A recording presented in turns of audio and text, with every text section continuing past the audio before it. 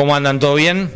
En primer lugar, gracias a todos por estar aquí en este encuentro, en el cual vamos a estar reflexionando un poco sobre el sector asegurador y las proyecciones para los próximos años.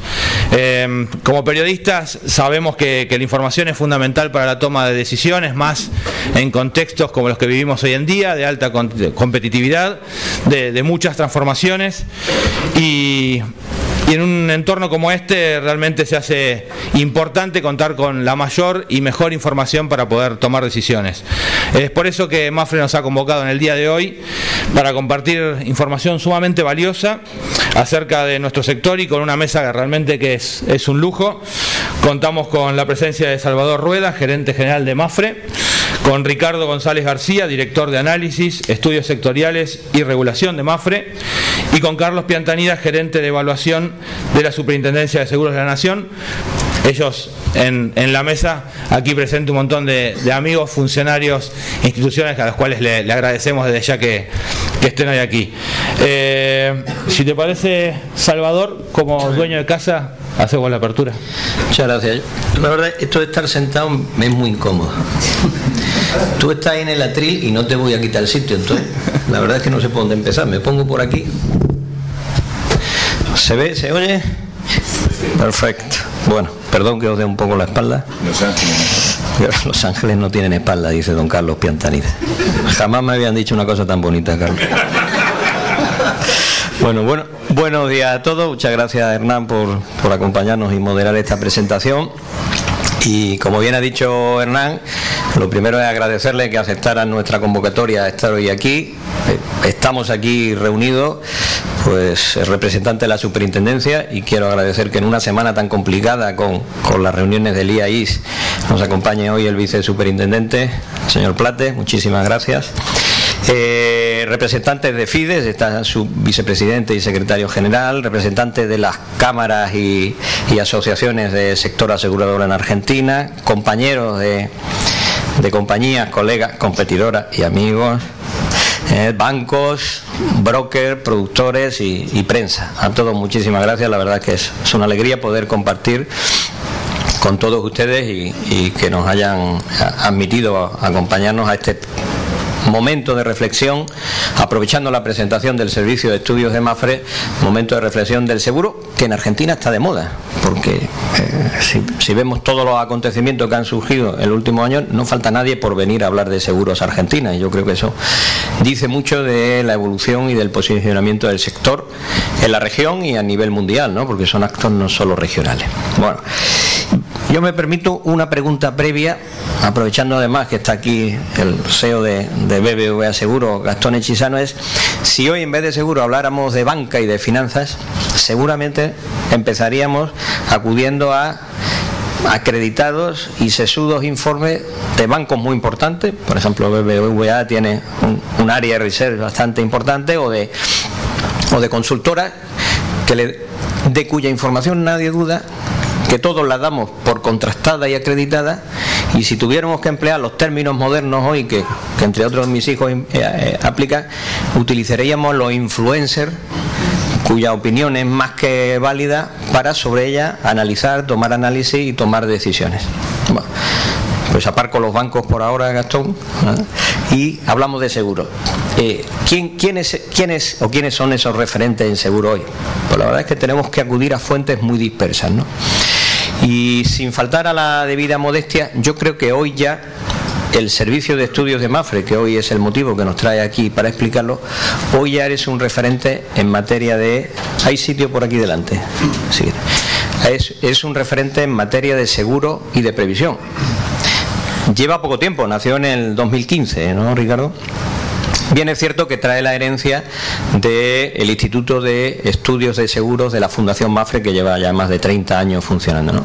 Pero nace en el 2015, y yo creo que el éxito de que hoy podamos conocer todo lo que vamos a conocer aquí parte, por un lado, por el gran equipo que lo conforma. Hay un importante equipo que solo se dedica a esto, de analistas y de investigadores, y que están desde el 2015 hasta el día de hoy fabricando y creando esa base de información que nos va a contar a continuación Ricardo González, y que además está bastante estructurado. Como decía, ya no es disperso, sino que está organizado en análisis sectoriales, fundamentalmente de Latinoamérica, no solo de información hacia atrás, sino también de potencial, que tiene un área de estudios ya consolidada en temas como los que vamos a conocer aquí, de envejecimiento poblacional, de sistemas de pensiones, de evolución de sistemas de pensiones, de temas de solvencia, de temas de inversiones, de temas de políticas públicas, que tiene publicado ya, que publica en una revista todo su análisis y participa en muchos artículos, y que además periódicamente y descendiendo a países, y especialmente en Latinoamérica, publica informes sobre todo de análisis económicos, de proyecciones, etcétera, etcétera. De todo eso está hoy aquí para hablarnos Ricardo González, que es su director de análisis sectoriales, estudios y regulación. ¿Vale? Lo he dicho bien, ¿no? Tiene una tarjeta larguísima, pero tan larga como su trayectoria, porque él, además de tener una base de formación de economista y de licenciado en administración de empresas, yo le decía antes de broma, digo, si no puedes con ello, únetelo, ¿no? Porque él fue muchos años inspector de la DGS de seguros. O sea, es de los que nos inspeccionan aquí, pues él lo hacía lo mismo allá, ¿no? Y además fue el representante en la Comunidad Europea en Bruselas. Hay un grupo de expertos que son 4 de todos los países que forman la Comunidad Europea. Siempre hay un inglés, un alemán y un francés, y hay un representante de otros países. Ricardo fue el representante de esos otros países, en primer lugar de España, durante 3 años en Bruselas. Y tuvo una participación muy activa en temas pues tan de moda y de los que él nos va a hablar, como solvencia. Como él bien dice, solvencia lo inventaron los ingleses, lo impusieron y ahora se van y nos dejan a nosotros toda. Pero bueno, si alguien sabe de solvencia en general y en particular en nuestra compañía, es Ricardo, y sus análisis relacionados con eso vienen directamente, beben de la fuente de haberlo creado, ¿no? Pero además de... Y yo le pedí expresamente que en la presentación su visión fuera desde lo genérico, desde lo global, lo mundial, a lo regional, y en particular Argentina, e intentar traernos información actualizada pues con las últimas regulaciones y con los últimos cambios, para que veamos y nos podamos comparar en qué punto estamos en esta zona de moda, como yo decía antes, el seguro en Argentina, con la región y con el resto del mundo, ¿no? Y para tener una visión local, yo quiero agradecer especialmente a don Carlos Piantanida, el gerente de evaluación de la superintendencia, que también, antes de que Ricardo intervenga, nos va a dar esa visión local, y que creo que va a tener bastantes conexiones con lo que después vamos a conocer a través de la presentación de Ricardo. Así que yo no lo entretengo mucho más y dejo realmente a los expertos que sean quienes hablen. De nuevo, muchísimas gracias, espero que les sea útil y que disfruten de la jornada que vamos a tener aquí. Muchas gracias.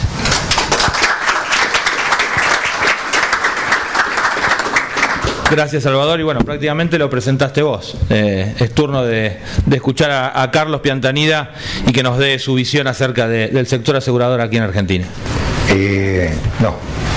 Bueno, qué momento, dijiste lo que saben y dije, me pasó de largo. Bueno, muy buenos días, la verdad que nada, un agradecimiento a Salvador y a Mafre por invitarnos, particularmente yo me siento casi como en casa, el poderme encontrar con un montón de gente que en algún momento fue compañero mío de trabajo, la verdad es fantástico, más allá de que hoy hay que controlar a Mafre. Bueno, nada, en nombre de Juan Paso, de Guillermo Plate y del equipo de superintendencia, siempre agradecemos, digamos, que nos den un espacio. La verdad, como Ricardo va a hablar mucho de números, nosotros, nada, yo me imaginaba que mejor es poder dar una reseña de esto, de los retos y desafíos que al inicio de la gestión, en febrero de 2017, cuando asumió Juan y Guillermo y nos invitó a acompañarlo, a mí, a varios del equipo, nos fijamos algunos retos y desafíos, y en eso, digamos, quería recorrer y hacer un poquito nuestros 15 minutos de tiempo. Cuando llegamos había bastantes retos, digamos, y cosas que hacía muchos años, digamos, pululaban, no avanzaban ni retrocedían. Bueno, imagínense viniendo de lo privado, expedientes gigantes con un montón de papeles que había que buscar, la foja número tal, etcétera, etcétera. Bueno, eso quedó en el pasado, pero hace 2 años y 4 meses, o sea, en un pasado bastante cercano. Con lo cual, digamos, el equipo se empezó a trabajar sobre básicamente estos 3 ejes y ahí hacer foco en las acciones y encuadrar toda la superintendencia dentro de estos 3 ejes. El primero como reinserción internacional, entonces ahí vimos en principio nada, una muy baja presencia internacional. Bueno, Salvador lo comentó, lo puedo leer, pero para nosotros hubo eventos, digamos, muy importantes que empezaron con la firma de memorándum de entendimiento con un montón de países, sacando los que ya teníamos como Venezuela. Se amplió muchísimo el espectro y empezamos a trabajar activamente en la IAIS con los equipos de trabajo, empezamos con ASAL también a ser miembros y tuvimos la suerte de hacer por primera vez el evento de ser sede en el año pasado de ASAL. Entramos dentro de nuestra parte de seguros dentro de la OCDE y de todos los principios de la OCDE. Lo comentó también Willy hoy, o sea, Insurance Forum fue el primer evento de seguros dentro del entorno del G20 que también se hizo en Japón, en Insurance Forum de Japón, que estuvo Juan la semana pasada, y también se sigue de esta misma manera en Arabia Saudita el año que viene, con lo cual seguros empieza a tener un espacio dentro del escenario del G20, con el tema de la Asamblea de la Asociación de Ginebra, que fue hace escasas 2 semanas, donde, digamos, también estuvo el presidente de esta compañía y tuvo la oportunidad de también estar con el presidente de la Nación. Así que, nada, me parece que el lugar que empieza a tener, digamos, el negocio de seguros dentro de Argentina es un lugar de relevancia, como lo tendría que haber tenido hace muchísimos años. Y bueno, y como lo decía el Insurance Forum de Japón, solvencia, es un tema que para nosotros es súper importante. No es fácil de implementar solvencia, creo que después, si nos puedes ayudar, sería fantástico. Y nosotros no elegimos un esquema de solvencia 2, sino que elegimos un esquema, digamos, un poco como que nos permite alguna flexibilidad, trabajando bajo los 3 pilares, pero que es capital basado en riesgos. Después el esquema de supervisión tradicional, nosotros nos encontramos con un esquema de supervisión bastante antiguo, lento y burocrático, con lo cual empezamos a trabajar con colaboración de la Oficina del Tesoro de Estados Unidos también en lo que es la supervisión basada en riesgos. Y por último, todo lo que es las normas internacionales de contabilidad. Nosotros tenemos balances, y muchos de los contadores que están acá lo saben, basado en normas locales de contabilidad, regidos por la Federación de Consejos de Ciencias Económicas, y empezamos a partir de ya del año pasado, de fines del 2018, a trabajar con una consultoría de una de las Big Four, que salió seleccionada a través de una licitación, digamos, pública que hizo la superintendencia, en todo lo que es IFRS y todo lo que es normas internacionales de contabilidad e información financiera. El segundo eje de gestión, que tiene que ver con crecimiento de mercado. Bueno, todos hablamos de un crecimiento de mercado que es infinito, cuando vemos, digamos, que nuestra participación en el negocio de personas es escasamente del 0, y pico, casi insuficiente. Bueno, decimos hay un montón para hacer, pero definitivamente no es tan fácil, ¿no?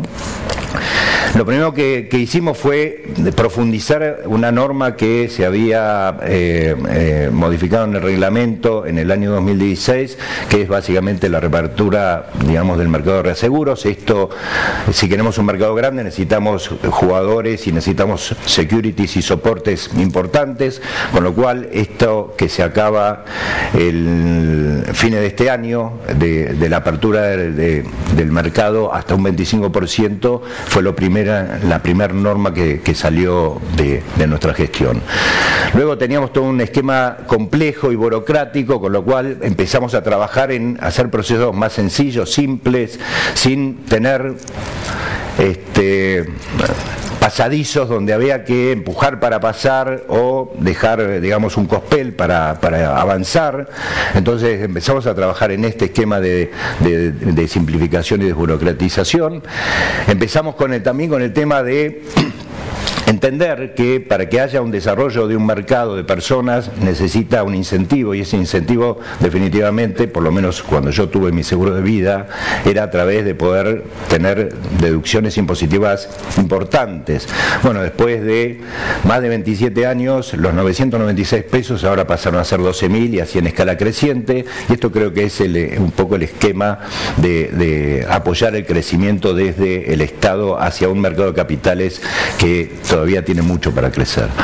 Luego la escasez de instrumentos de inversión. Bueno, acá tendría una lista inmensa porque aparte es el área que me compete, pero bueno, nos falta quizás tener para todo lo que es seguros, digamos, verdes, alguna calificación y alguna computabilidad, pero sin embargo crecimos muchísimo en instrumentos de inversión que pedía mucho el mercado y que necesitaba, o sea, salir de solamente títulos públicos para empezar con incisos de apoyo a la economía real, como es el inciso L o el inciso M para proyectos de infraestructura, de desarrollo forestales, etcétera. Creo que es bastante importante, y por el otro lado, para aquellas inversiones de entidades de vida y retiro que necesitan un calce de moneda, también empezamos a trabajar con el tema de derivados de monedas.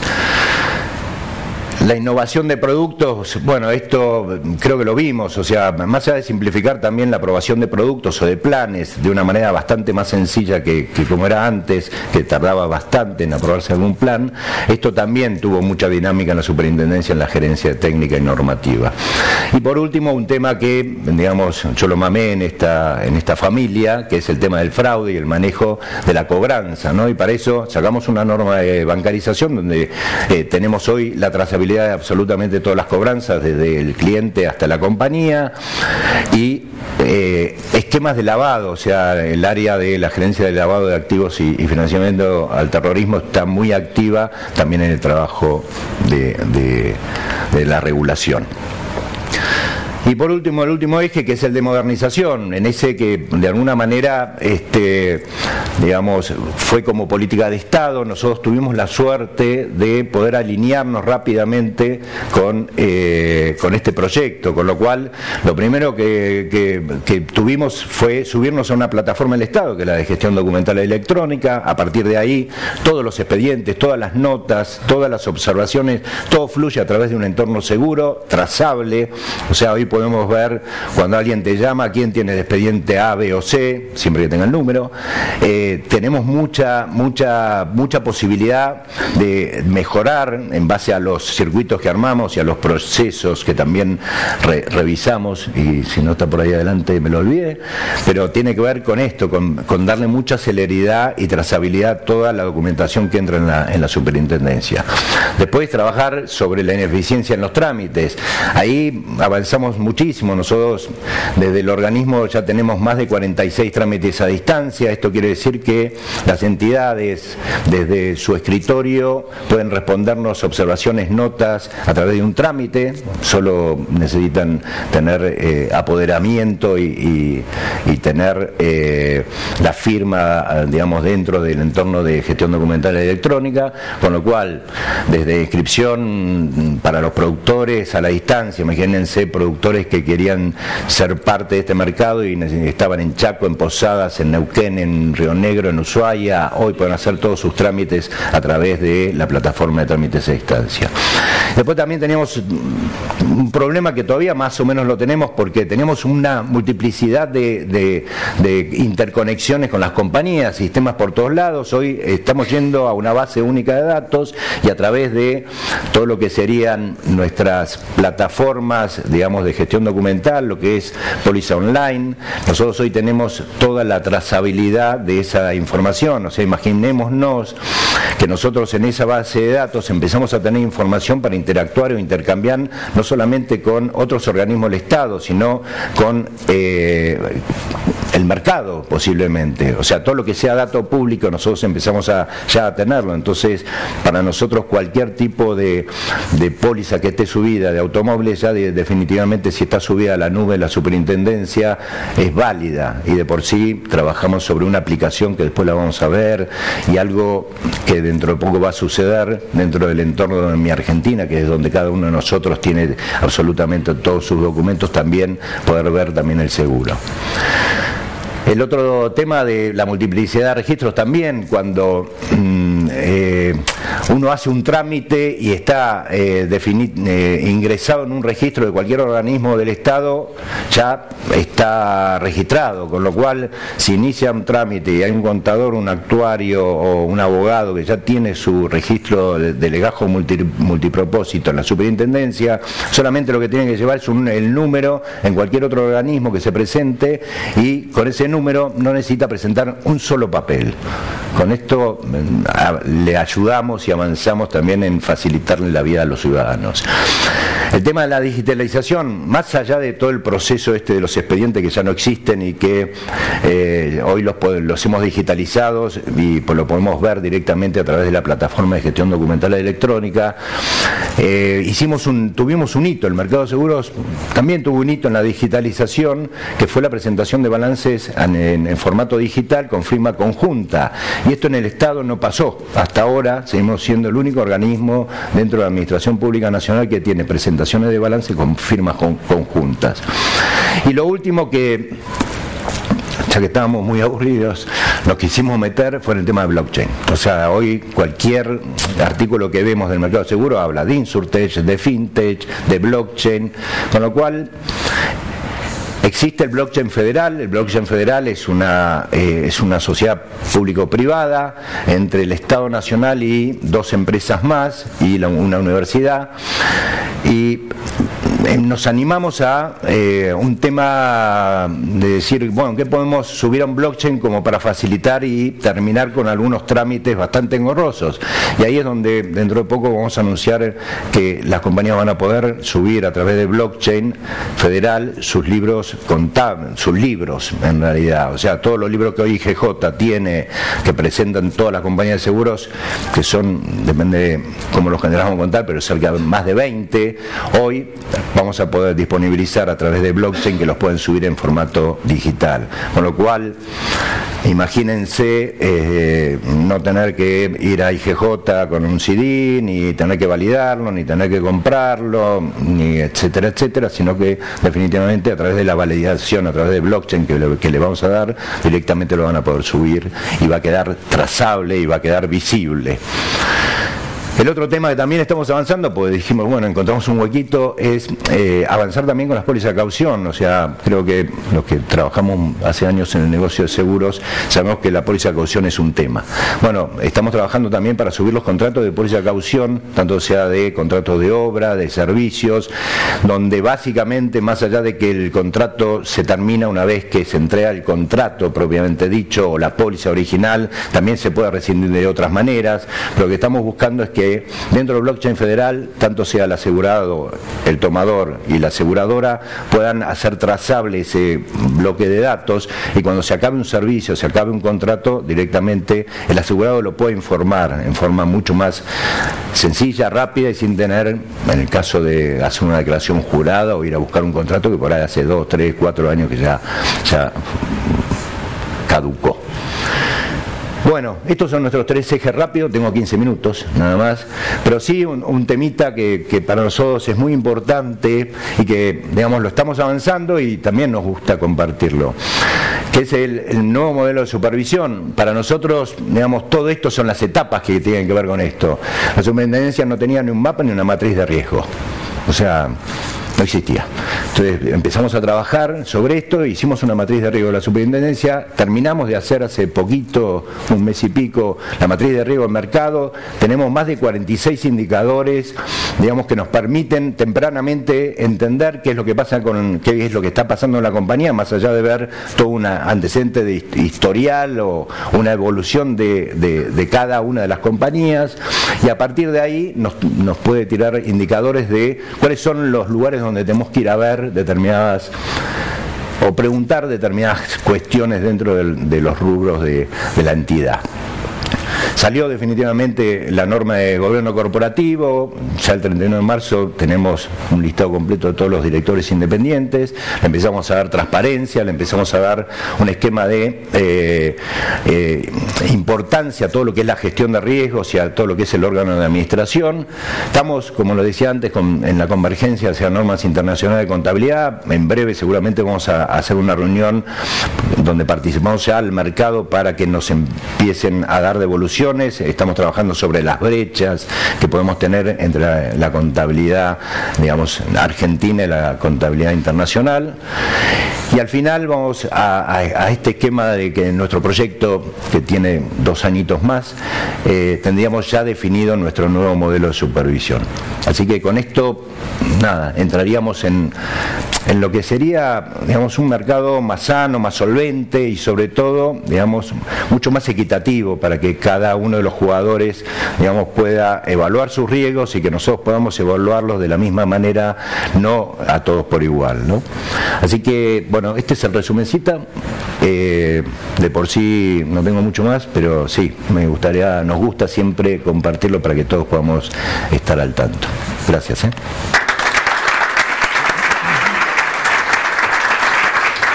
Muchas gracias, Carlos.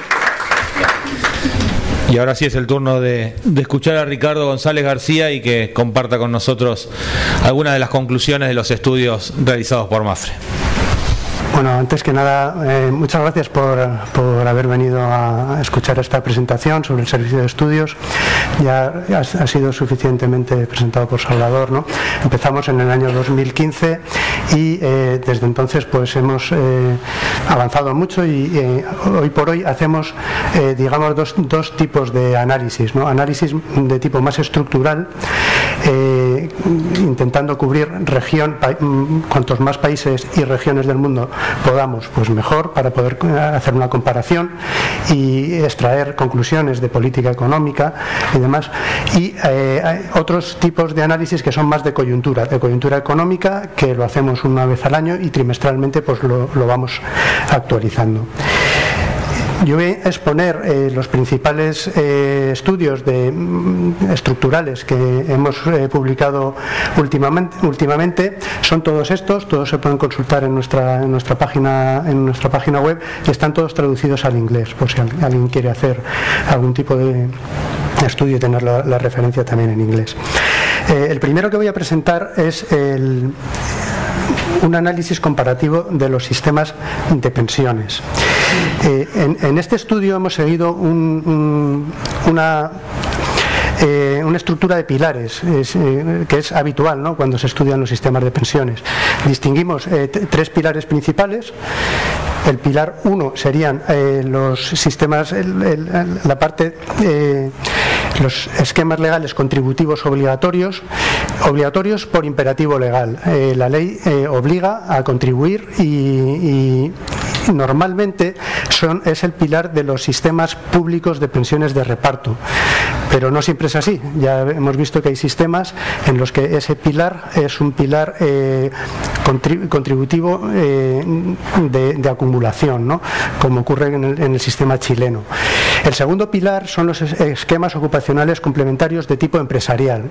Estos normalmente son de carácter voluntario, pero pueden resultar obligatorios no porque lo imponga la ley, sino porque se acuerde mediante convenio colectivo hacerlo obligatorio para las empresas, o bien, como en el caso del Reino Unido, se ha introducido un concepto que se llama la cuasi obligatoriedad.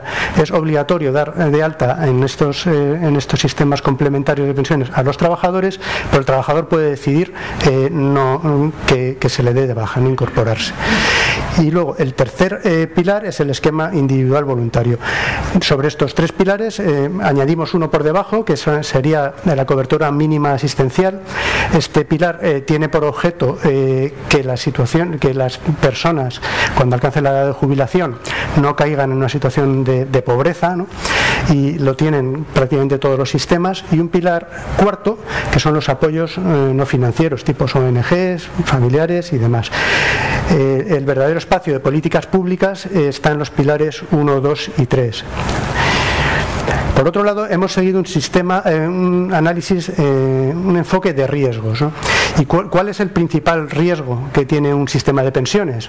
Pues el principal riesgo que tiene un sistema de pensiones es que las aportaciones no sean suficientes para pagar las prestaciones. Pero a su vez este riesgo se divide en una serie de subriesgos, ¿no? Tenemos los riesgos financieros, que estos son especialmente relevantes para todo en la fase de acumulación, todo lo que sea acumulativo, pues el riesgo de mercado y el riesgo de crédito son relevantes. Riesgo de desempleo, riesgos económicos, especialmente en el desempleo. Este es muy importante en los sistemas de pensiones de reparto, ¿no? en los que se financian las pensiones en curso con las contribuciones que van haciendo los trabajadores activos. Normalmente se estudia la relación entre las personas que están en edad de trabajar entre las personas que alcanzan la edad de jubilación, pero esas personas que están en edad de trabajar tienen que trabajar efectivamente para cotizar. Luego, este es un riesgo muy importante para este sistema. También hay que decir que todos los sistemas, al final, ya no hay un sistema de pensiones que sea de capitalización puro o de reparto puro. Todos tienen componentes, y algunos de sus componentes, incluso en los que tenían la vocación de ser de capitalización pura, son de reparto, como es el pilar 0, la cobertura mínima asistencial. Otros riesgos demográficos, que distinguimos dos tipos de riesgos. El primero es cambios en la estructura de la pirámide poblacional, que puede influir en las tasas de dependencia, y el riesgo demográfico del aumento de la esperanza de vida, ¿no? La esperanza de vida está aumentando de forma conjunta para toda la población. Estos riesgos, el del cambio de la estructura de la pirámide poblacional, influye mucho en los sistemas de reparto, y el otro, el de la esperanza de vida, en los dos, en el de reparto y en los de capitalización. Y por último, el riesgo de inflación, importantísimo. Cómo se actualizan las pensiones, cómo se calcula la base reguladora, cómo actualizas las cotizaciones realizadas durante la vida laboral. Pues es un riesgo, pues, que, como vemos aquí, el tema es que la realidad es que las aportaciones nunca pueden ser inferiores a las prestaciones. Al final, de alguna manera, se van a tener que igualar, y entonces ese riesgo al final lo va a tener que soportar alguno de los actores que intervienen en los sistemas de pensiones. ¿Y quiénes son estos actores? Pues los pensionistas, en forma de menores tasas de reemplazo o con prolongaciones de la edad de jubilación. El Estado, ¿y el Estado qué puede hacer? Pues el Estado, si tiene que cubrir ese déficit, lo puede hacer contra su superávit presupuestario, pero hoy en día se cuentan con los dedos de una mano países que tengan un superávit presupuestario. Alternativamente, puede aumentar las tasas de recaudación, financiarlo con impuestos, básicamente. Entonces lo reparte entre toda la población que hay en ese momento, las cohortes que están en ese momento activas, o puede incrementar su déficit y endeudarse, con lo cual lo traslada a generaciones futuras. Las empresas, si hay un compromiso de complementar la pensión de los trabajadores y tiene un déficit, no hay dinero suficiente, si en las condiciones pactadas en el plan de pensiones está establecido así, pues será la empresa quien tendrá que cubrirlas. Las aseguradoras, en el caso de los sistemas en los que las pensiones se cubren a través de rentas vitalicias que asumen las entidades aseguradoras, pues un error en el cálculo entre aportaciones y prestaciones, pues lo asumirá la aseguradora, pero al final alguien lo tiene que asumir. Bueno, pues en el estudio lo que hicimos, tras analizar muchos sistemas de pensiones, decidimos elegir 6 sistemas que entendíamos que eran representativos, porque tenían alguna singularidad. Tenemos, por un lado, el sistema chileno y el sistema sueco, que han sufrido 2 reformas integrales en las últimas décadas, el sistema chileno de los años 80 y el sueco en los años 90. Luego elegimos el sistema español por razones obvias, ¿no? Queríamos analizarlo, pero bueno, tiene una peculiaridad, y es que el sistema español tiene un pilar 1 fortísimo, es un sistema público de reparto, bastante generoso en cuanto a las tasas de reemplazo, y que tiene unos pilares 2 y 3 residuales, muy pequeñitos. Y por último elegimos 3 sistemas, Estados Unidos, Reino Unido y Holanda, que se caracterizan porque tienen un pilar 2 de tipo empresarial muy fuerte. Bueno, aquí un poco, no puedo entrar en todos ellos. Lo que hicimos después, pues un análisis comparativo de indicadores que suelen utilizarse para analizar, para hacer una comparativa entre sistemas. En primer lugar, estudiamos el esfuerzo fiscal del gasto en pensiones respecto al PIB, del gasto público en pensiones. En segundo lugar, un estudio de la suficiencia de las tasas de reemplazo, de lo que supone el último salario en activo respecto a la edad a lo que cobras en cuanto empiezas a jubilarte. Es decir, si mi último salario en activo eran 100 y yo me jubilo y cobro 60, pues mi tasa de reemplazo es 60 y tengo una pérdida de poder adquisitivo del 40% inmediata. Y un indicador de la sostenibilidad, y aquí elegimos las tasas de dependencia, la tasa de dependencia madura, que es el número de personas que están en edad de trabajar entre las personas jubiladas. Y este ratio, esta tasa de dependencia, admite diversas... hay que elegir, ¿no? Nosotros elegimos una tasa que tenía en cuenta el ratio entre las personas entre 20 y 65 años, entre mayores de 65. ¿Y por qué? Porque entendíamos que 20 años es más o menos la edad media de entrada en el mercado laboral y 65 años es la edad efectiva de jubilación típica, por lo menos en los países desarrollados. Esto admite análisis de sensibilidad. Puedes llevar el ratio en 20-69 entre mayores de 70 y vemos que la situación en esos casos pues mejora, ¿no? Bien. Gasto público en pensiones respecto al PIB. Aquí están los sistemas en color, hemos puesto los que habíamos analizado nosotros, pero hemos puesto otros también como referencia. Tenemos dos extremos.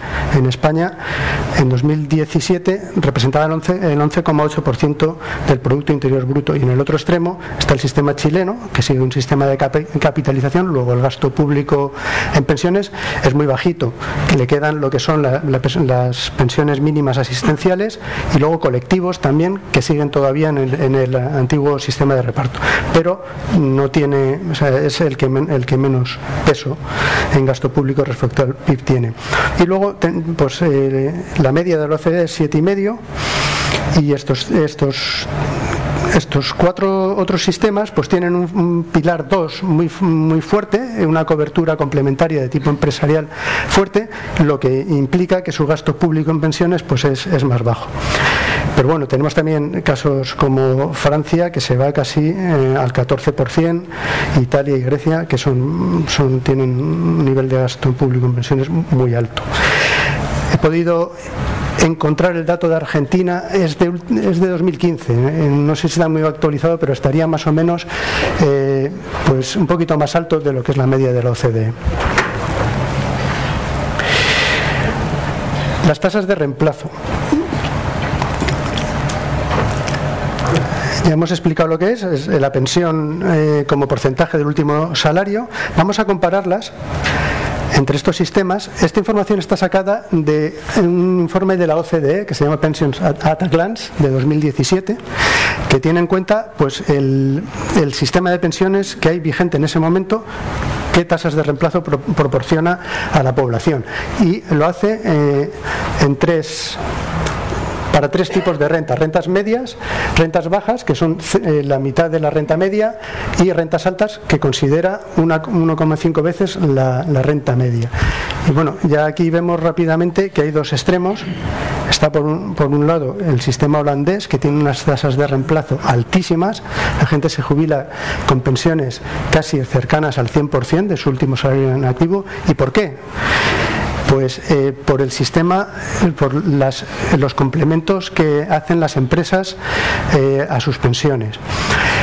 Este sistema lleva en vigor más o menos desde el año 1950. Es un sistema muy estable y las empresas hacen contribuciones en torno al 16% del salario del trabajador y luego 16% también al sistema público, con lo cual las aportaciones son muy grandes, son muy fuertes. Y además vienen haciéndolo desde hace mucho tiempo. Es decir, para que una renta vitalicia sea un complemento importante en tu pensión, necesitas tiempos de contribuciones altas y mucho tiempo de contribución. Y ahí lo tenemos. En el otro extremo está el sistema chileno, que alcanza tasas de reemplazo pues bastante más bajas que el resto de los países. España pues es un sistema bastante generoso, por lo que hemos visto. Y luego tenemos el sistema de Estados Unidos, por ejemplo, es un sistema que es muy redistributivo, o sea, hacia las rentas bajas da tasas de reemplazo bastante altas. Tienen un mecanismo que tienen en cuenta las tasas de reemplazo precisamente para calcular la pensión. Y a las rentas bajas pues les dan un porcentaje mucho mayor.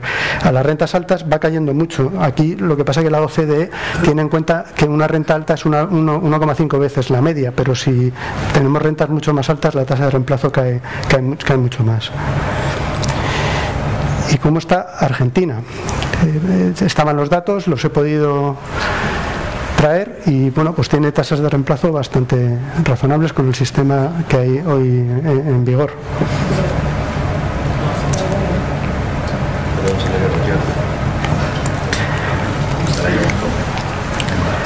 Sostenibilidad.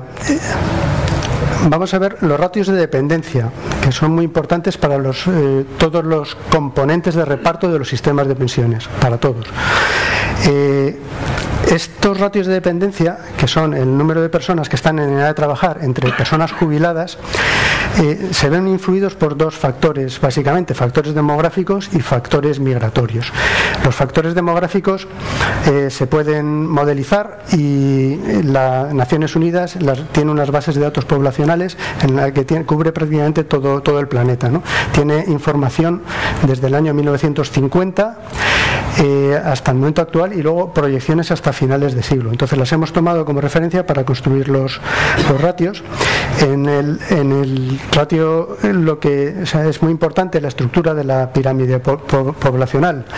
Vemos aquí las hemos construido con los datos de Naciones Unidas en 1950. Por ejemplo, aquí es interesante ver que se ven los efectos de la Segunda Guerra Mundial en Estados Unidos, en el Reino Unido o en Suecia. Aquí no llegó, en Chile no se ve ese efecto.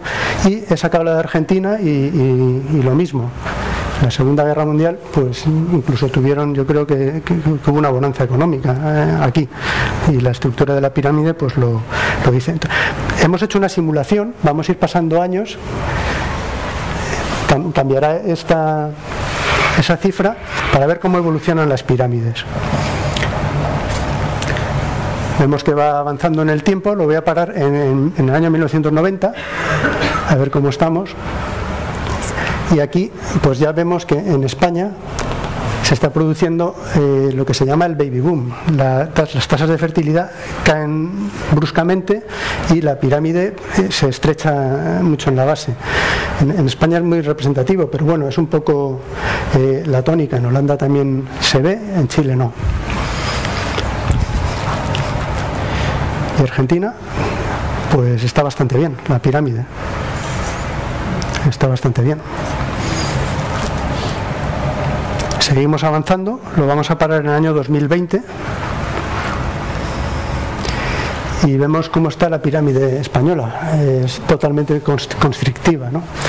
Aquí viene un montón de gente que alcanzará la edad de jubilación en los próximos años y va a poner mucha presión en nuestro sistema de pensiones. De hecho, se está debatiendo, incluso se han aprobado ya 2 reformas, que sobre todo prolongar la edad de jubilación. Los que hemos nacido con posterioridad a 1960, pues ya nos vamos a jubilar a partir de los 67 años. Y seguimos avanzando. Bueno, Argentina también la tiene bien. O sea, el tema demográfico en Argentina, la conclusión que estoy sacando es que está bastante bien por las tasas de natalidad, que son más altas que en el resto de... Y avanzamos hasta finales de siglo.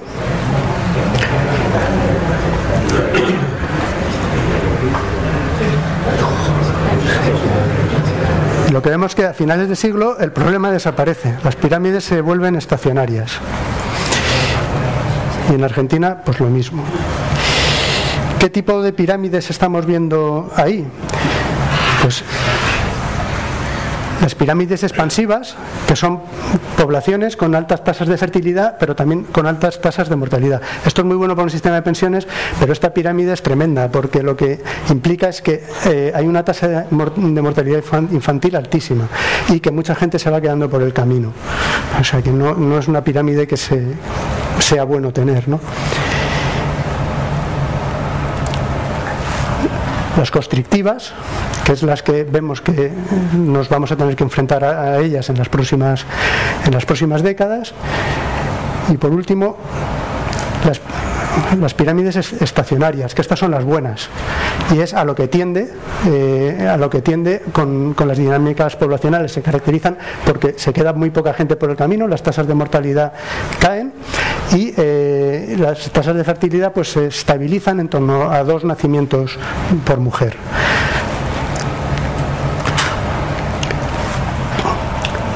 Hemos visto las formas de las pirámides en las proyecciones que hemos hecho. Y lo que es importante también es ver cuál es la brecha entre la edad de retiro y la supervivencia. En los años 50 era una brecha estrecha, o sea, estás pocos años cobrando la pensión. En el año 2030 esta brecha se va creciendo y en las proyecciones pues crece todavía más. Y ahora aquí entra en juego también el tema de las mejoras en la esperanza de vida. Si hay avances médicos que al final consigan que vivamos más, pues lo que va a pasar es que las aportaciones pues no van a ser suficientes para pagar las prestaciones, y la única solución aquí viable pues es aumentar la edad de jubilación, porque no puedes estar cobrando la pensión tantos años como estuviste trabajando, ¿no?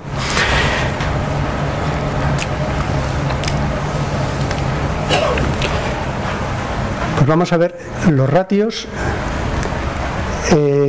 Esto es población en edad de trabajar respecto a población que alcanza la edad de jubilación. En 1999, pues Chile tenía un ratio muy alto, Estados Unidos no lo tiene mal, España ya empieza a dar problemas, Suecia lo tenía bajito y por eso en los años 90 lo vieron y hicieron una reforma integral, introdujeron un sistema que se llama de cuentas nocionales que intenta acercar lo que cobras en la edad de jubilación que sea proporcional a lo que has cotizado a lo largo de tu vida laboral. Y también tiene componentes de capitalización y tienen un pilar 2 también bastante reforzado. Es decir, tenían las condiciones de consenso político como para poder sacar adelante una reforma de este tipo y lo hicieron, ¿vale? Cosa que es complejo, ¿no? En 2019 España ya tenemos tres personas en edad de trabajar por cada trabajador, por cada persona que alcanza la edad de jubilación. ¿Qué implica esto? Que tenemos tasas de contribución al sistema de pensiones muy altas, están en el 28,5% por cada trabajador. Y el tema es que en las proyecciones de 2059 cae a 1,3. Es decir, algo hay que hacer, claro. Argentina, pues no lo tiene mal. Está bastante mejor que el resto, pero al final va cayendo, ¿vale? O sea, en las proyecciones en 2059 cae a 2,7. ¿Qué implica esto? Pues que hay una necesidad, digamos, de ahorrar, ¿no? Ahorrar para intentar complementar la pensión. Y luego hemos calculado el ratio a nivel mundial y lo hemos puesto en un mapa de colores.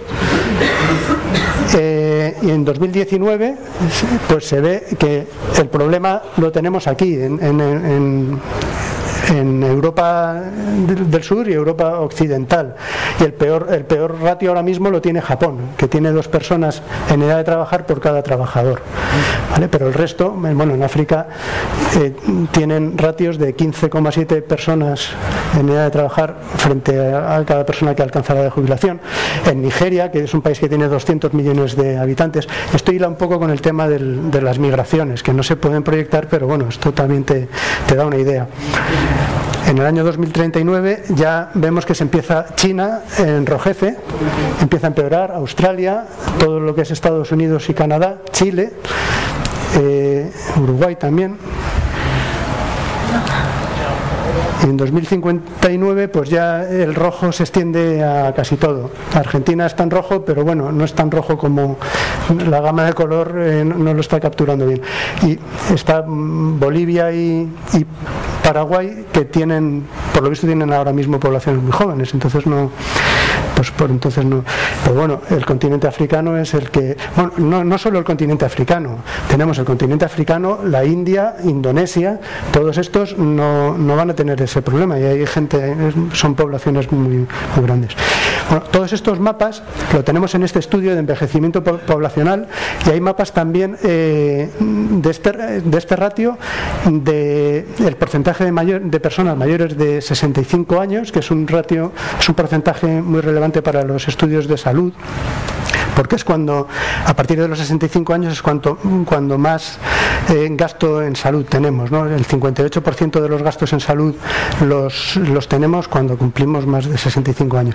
Está estudiado también a nivel mundial, y de las proyecciones de la esperanza de vida, para el que tenga curiosidad. No me da tiempo a entrar mucho más, pero bueno, ahí está. Volviendo a las pensiones, después de analizar todos esos sistemas, ¿qué pasa con las reformas? Las reformas hemos visto que hasta los años 90 siguen un camino, y a partir de los años 90 pues siguen otro. Hasta los 90 pues las reformas van orientadas a fortalecer los mecanismos de evitar el fraude, ¿no? Reforzar todo lo que es gestión, recaudación e inspección de la seguridad social, con el fin de que no haya fraude ni en las contribuciones ni en las prestaciones. Tienden a eliminarse los regímenes especiales, pero los regímenes especiales son socialmente disruptivos, y entonces las reformas de los países desarrollados normalmente los terminan, y además meten mucha complejidad al sistema de pensiones. Tienden a eliminarse y dejarse solo aquellos colectivos que realmente tienen una singularidad, como los mineros o esta gente que sí que necesita a lo mejor un régimen especial. Es la tendencia que hemos observado, sin juzgar. Y luego reformas paramétricas que, bueno, hasta los 90 tienden a ser generosas. Aquí hemos expuesto todos los parámetros que se pueden tocar en los sistemas de pensiones, no voy a entrar en ellos. El parámetro hoy por hoy estrella es la edad de jubilación, pero hay muchísimos más. Esta presentación la dejaremos colgada en la página del Servicio de Estudios para el que quiera tener esa información. A partir de los 90 pues cambia el sentido de las reformas y es reactiva para evitar los problemas de sostenibilidad, que ya hemos visto que son prácticamente generalizados. Se mantiene e incluso se refuerza el pilar 0, la cobertura mínima asistencial, para evitar que las personas mayores caigan en situación de pobreza cuando ya no tienen fuerzas, ¿no?, para salir de esa situación. El pilar 1 se aproximan las prestaciones con las contribuciones, como hace el sistema sueco, y además es la tendencia. Se tiende a reforzar, a generar estímulos para que las empresas complementen de alguna manera la pensión de los trabajadores y que hagan aportaciones durante un periodo largo, sobre todo con ventajas de tipo fiscal, y también incentivos al ahorro individual y voluntario a medio y largo plazo. ¿Cuál es la idea? Pues que si partimos de esta situación en la que el pilar 1 es muy fuerte, llegar a una situación en la que el equilibrio, los pilares estén más equilibrados, de manera que la pensión pues no sufra. Fortalecer los pilares 2 y 3, el 1 va a ser más pequeñito por necesidad.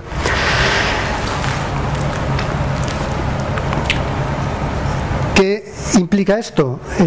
Eso hay que hacerlo con tiempo, porque si no, por ejemplo en España ya no llegamos, o sea, ya vamos tarde. Requiere prolongados periodos con aportaciones sustanciales. Y además requiere fortalecer los mecanismos de control público de los pilares 2 y 3. Y esto lo hemos observado, por ejemplo, en Estados Unidos han creado una institución que es la Pension Benefit Guaranty Corporation, que lo que hace es que interviene en las quiebras. Cuando hay la quiebra de una empresa, interviene rápidamente para intentar proteger el dinero, los fondos que respaldan compromisos de pensiones con los trabajadores. En el sistema holandés y el español obligamos a exteriorizar los compromisos por pensiones, no se pueden quedar en el balance de las compañías.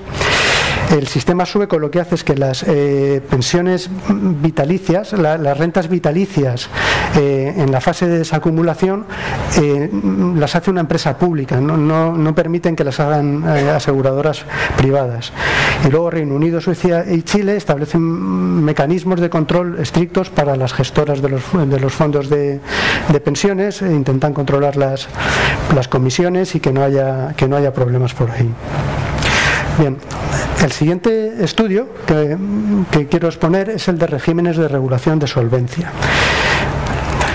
En este estudio está centrado en regulación. La idea es, hemos estudiado un poco la evolución de los regímenes regulatorios en solvencia y primero ¿por qué el sector asegurador es un mercado regulado? Podría no serlo, como hay muchos otros sectores que no lo son. Y básicamente hay dos motivos. En primer lugar, la asimetría de la información. El cálculo de una prima es un proceso complejo, el asegurador no entiende nada y digamos que requiere un cierto control por parte de las autoridades. Las pólizas de seguro son pólizas complejas también. Y en segundo lugar, porque la prima se cobra por anticipado y tiene que estar ahí el dinero para cuando haya que pagar el siniestro. Entonces, desde hace mucho tiempo ya se ha establecido una regulación y la tendencia al principio era simplemente establecer un mecanismo de autorización y unos capitales mínimos de acceso. Pero luego esto va evolucionando y se va hacia sistemas del tipo solvencia 1 que ya hacen girar el capital requerido de unas magnitudes, pues las primas que indican el volumen de negocio, ¿no? Las primas para el negocio de no vida y las provisiones técnicas, las provisiones matemáticas en el seguro de vida. Después se sigue evolucionando y se incorpora el Risk-Based Capital americano, los de Estados Unidos, y ya en el año 2016 pues entró en vigor Solvencia II, que lo que hacen es calcular un capital de solvencia adaptado al perfil de riesgo de la compañía para generar un entorno procompetitivo. Si tienes un negocio más arriesgado necesitas más capital y si no, no. Y en tus inversiones pues lo mismo. Lo que hicimos fue analizar 31 sistemas para ver cómo estaban, en qué estado de proximidad estaban a una regulación, digamos, basada en riesgos pura. Y para eso lo que hicimos fue identificar una serie de factores que te acercan más hacia una regulación tipo Solvencia 1, unos factores de tránsito y unos factores de proximidad a una regulación basada en riesgos. No voy a entrar en todos porque no podemos, estarán en la presentación, pero bueno, los factores de proximidad a Solvencia 1, ¿cuáles son? Pues que existen límites a las inversiones, límites de activos actos, porcentajes de diversificación impuestos por la regulación. La carga de capitales solamente tiene en cuenta el riesgo de suscripción y de forma muy agregada, vida no vida. Existen mecanismos de autorización y registros previos de pólizas y tarifas y bueno, pues todo esto en una regulación basada en riesgo tipo Solvencia II desaparece. No hay límites a las inversiones y no hay que pasar por el supervisor ni las pólizas ni las tarifas. El control se hace a posteriori. Argentina. ¿Qué pasó? Vamos a ver, la evaluación regulatoria. Argentina, en la evaluación que hicimos en septiembre de 2018, quedaba aquí, pero en diciembre de 2018 ha dado un paso muy significativo en el avance en la supervisión basada en riesgos, aprobando esta resolución, la 2018-1119, sobre gobierno corporativo. Esta resolución ya habla de controlar pues el riesgo de suscripción, el riesgo de mercado, crédito, liquidez, el operacional, lavado de activos y además considerar posibles correlaciones, con lo cual la situación de Argentina, después de retocar el indicador, se quedaría en un 3,7, que entraría pues más o menos por ahí.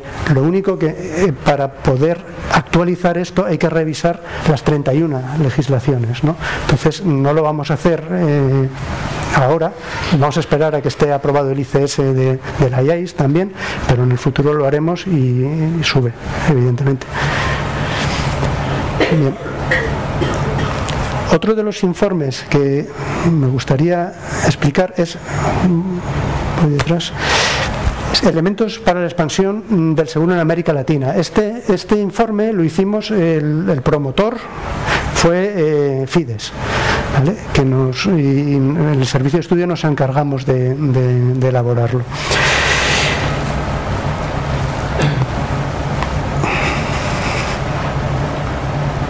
Vamos a ver.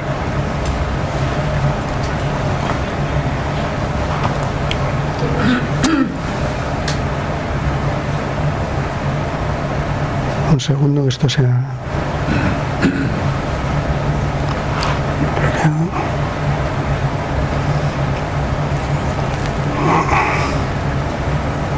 Disculpen, ¿eh?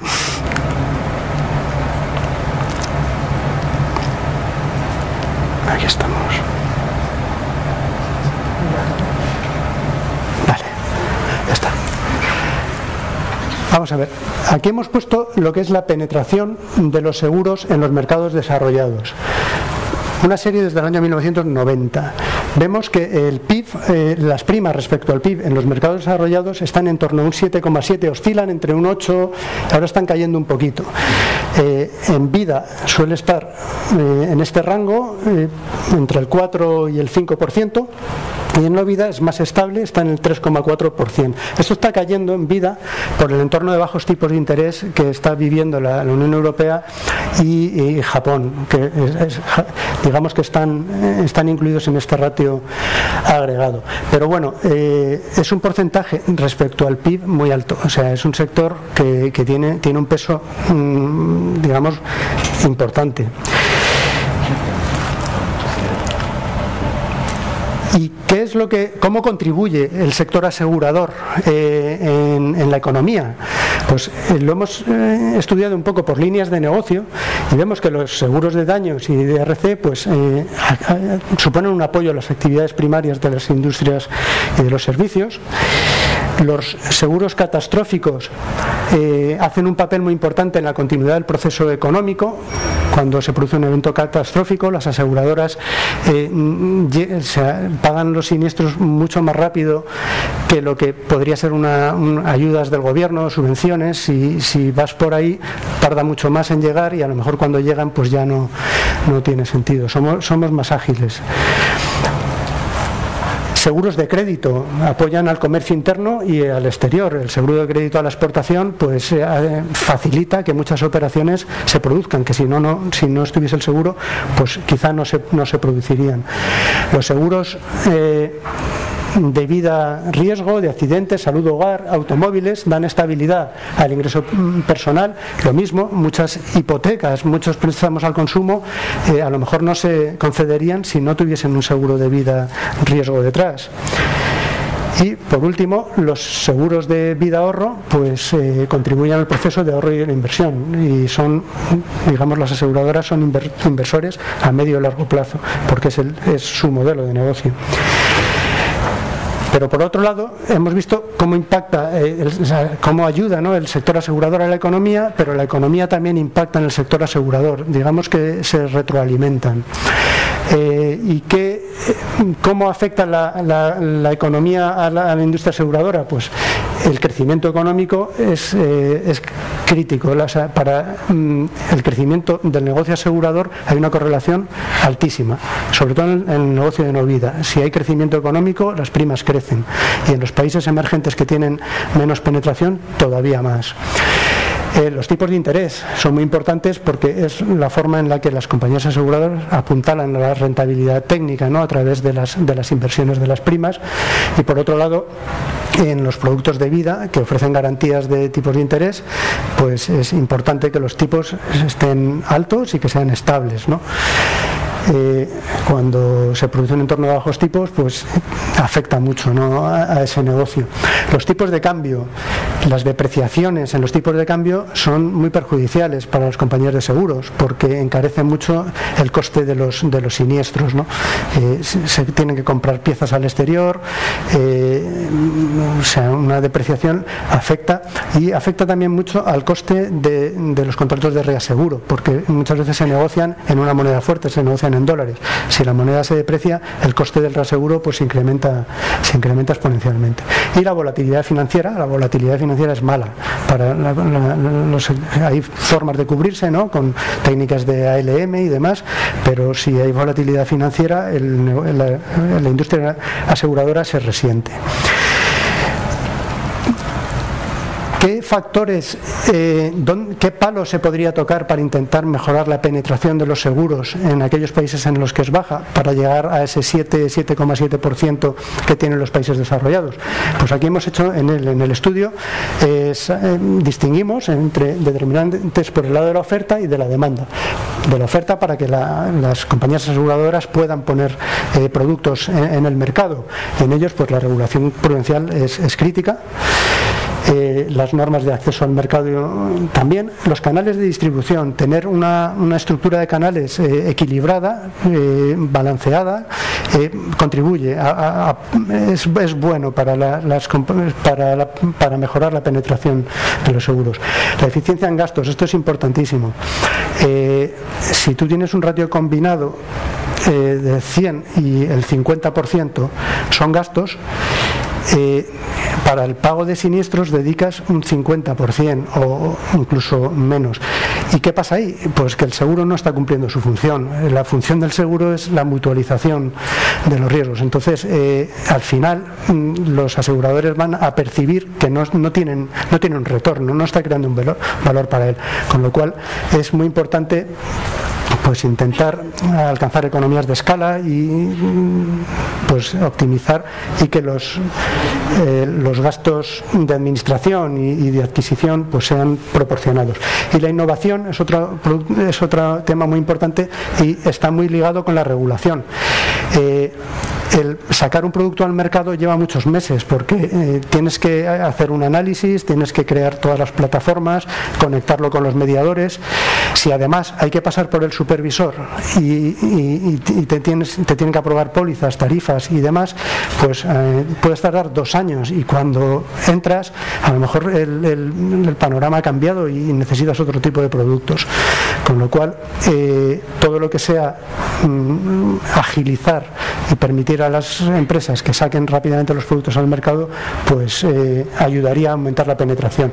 Y por el lado de la demanda, el crecimiento económico ya lo hemos comentado, que tiene mucha correlación, ¿no?, con el crecimiento de las primas de nuestra aseguradora. La distribución de la renta, el tener una clase media amplia, favorece a la industria aseguradora, porque en realidad son productos de consumo, ¿no?, y cuanto más gente haya con capacidad de consumo, pues mejor para la penetración de los seguros.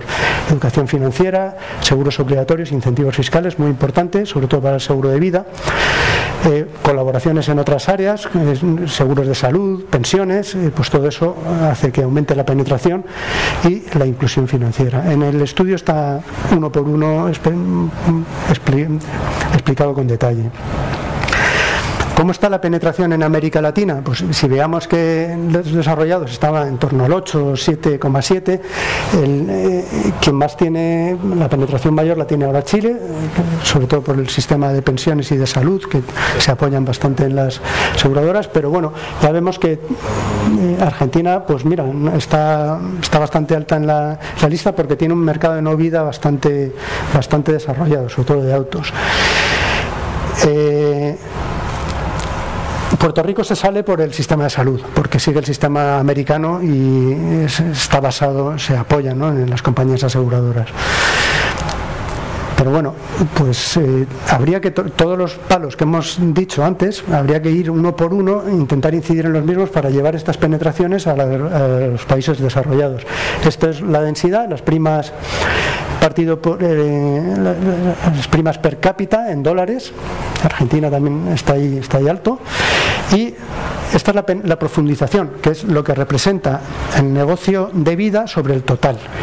Es decir, esto lo que implica es que Argentina tiene un negocio de vida muy poquito desarrollado, de los que menos de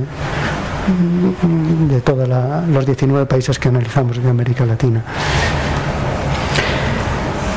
¿Cómo se ha cerrado esta brecha en los últimos 10 años? Pues vemos aquí en América Latina la media, este triángulo es como estaba en 2007 y este triángulo es como está en 2017. Se ha reducido mucho la brecha en vida, un poquito en no vida y en el total. Y en Argentina, en esa década, vemos que en vida incluso ha aumentado la brecha. En no vida sí que se ha reducido y por eso se reduce el total, pero en vida incluso ha aumentado la brecha. Además estamos calculando ahora un índice que es el GIP-MAFRE, que intentamos ver el potencial ya a nivel mundial, ¿no? El top 10 en vida nos sale China, Estados Unidos, India, Japón, Rusia, estos que salen aquí, que básicamente también es por el tamaño, ¿no?, de estos mercados, pero bueno, aquí ya se cuelan dos de América Latina, están Brasil y México en el noveno y el 10.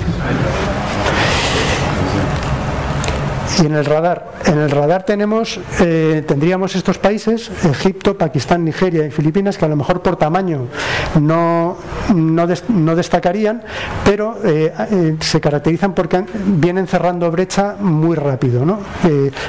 Lo analizamos desde el año, yo creo que 1997, y vemos que tienen potencial porque están cerrando la brecha rápidamente. En cuanto a no vida, pues los países son más o menos los mismos.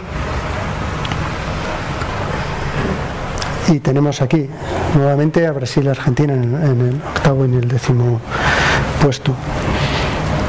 En el radar pues teníamos lo mismo, una serie de países. Y vamos a ver cómo está el tema en América Latina.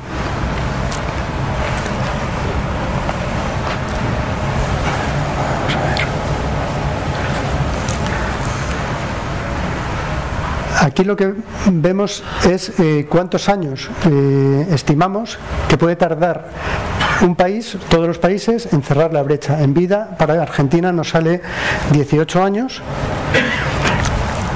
cuando en América Latina, como por término medio, pues necesitaría 20 años para cerrar esa brecha en vida.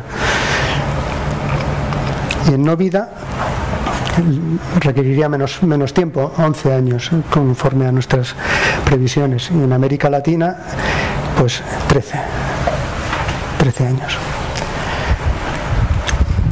Y ahora sí, vemos cómo está el top 10 de América Latina. Vemos que en vida y en no vida coinciden básicamente, están Brasil, México, Argentina.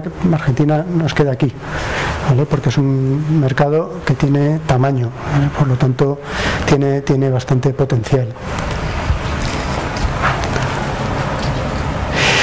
Y bueno, todo esto viene de estos dos informes, están disponibles, y este informe lo vamos a actualizar en septiembre. En septiembre sacaremos la actualización de 2018, porque son 19 países y nos cuesta un poquito, nos gustaría tenerlo antes, pero bueno, yo creo que en septiembre ya es un adelanto, ¿no?, poderlo tener. Localización de inversiones. En el Servicio de Estudios publicamos una revista, la revista de Economía y Seguros. Llevamos solo 3 números, este es el tercero, es semestral y es electrónica, se puede consultar por internet. Entonces hemos sacado uno de los artículos del último número, es localización de inversiones. Se pueden suscribir también en esta revista. Entonces hemos analizado por zonas, áreas geográficas, el mercado de la eurozona, inversiones, Estados Unidos, Reino Unido, España, Brasil y México. Vemos lo que representan respecto al PIB. El mercado más desarrollado es el Reino Unido, el 105% del PIB. Representan las inversiones de las compañías aseguradoras, son compañías tremendas, grandísimas.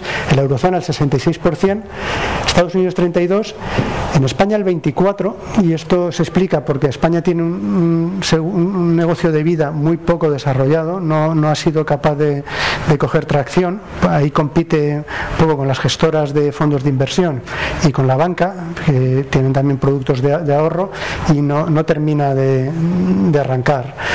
Y luego Brasil y México, o sea, vemos también, en función del nivel de desarrollo del país, pues las inversiones respecto al PIB son menores. Eso también, pues la tendencia sería al crecimiento.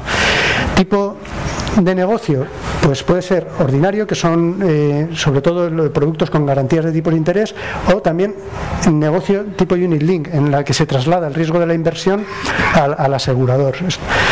Esto es un indicador de un nivel de desarrollo mayor de los mercados. El que más lo tiene desarrollado es el Reino Unido. El 54% de las inversiones están afectas a carteras de negocio en las que el tomador asume el riesgo de la inversión. En Estados Unidos también es alto por los variable annuities. Vemos que la eurozona es un negocio más volcado en el negocio tradicional, y en España, pues lo dicho, está muy poquito desarrollado el negocio en el que el tomador asume el riesgo de la inversión. Pero eso es por impuestos, ¿no? Eso es claramente la influencia de los incentivos fiscales.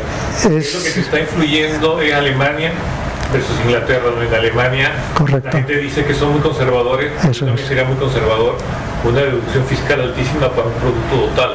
Correcto, la fiscalidad. En Inglaterra, sí, que tienen el beneficio fiscal son los unit link. Eso es. Eso es lo que te está marcando. Eso es. La fiscalidad es muy importante. Lo que pasa es que meter una fiscalidad diferenciada entre aseguradoras, banca y fondos es muy complicado.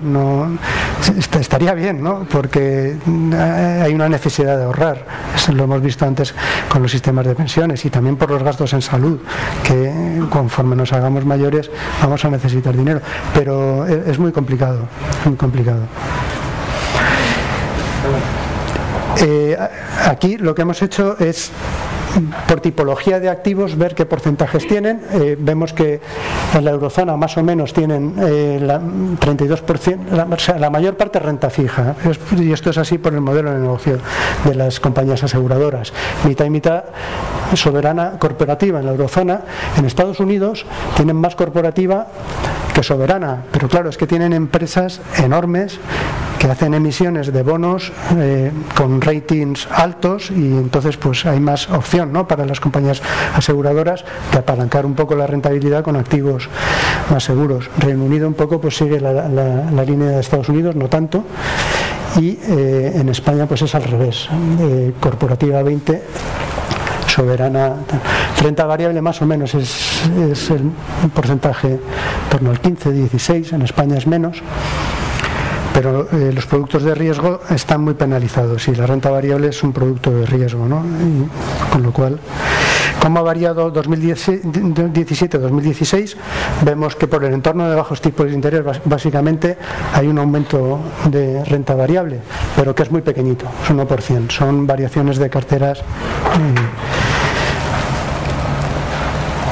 Si incluimos Brasil y México, pues Brasil sale un 91% en renta fija. Esto es aplicando un enfoque de transparencia, un look-through, viendo lo que, porque Brasil utiliza muchísimo las inversiones a través de fondos de inversión. Pero si miras lo que hay detrás de ellos, la mayor parte es renta fija también, y en México.